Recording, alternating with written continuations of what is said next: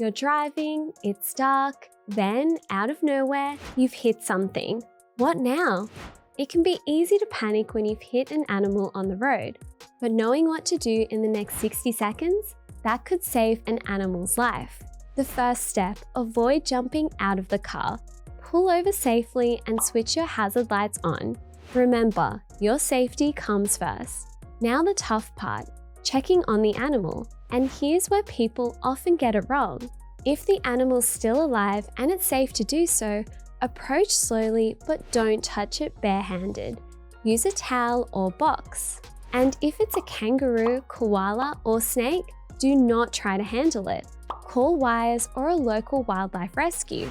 If you hit a kangaroo, there could be a joey in the pouch, injured, alive, or orphaned. Don't try to remove it yourself. Call the RSPCA or call a wildlife carer. If the animal has died and it's safe, move it off the road to help prevent any accidents. Then report it to WIRES, RSPCA, or your local council. Now let's talk about how to avoid hitting animals altogether.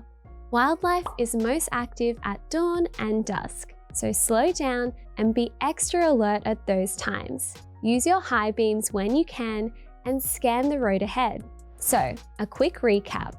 Pull over safely, don't rush in, call a wildlife rescue, report it even if the animal hasn't made it.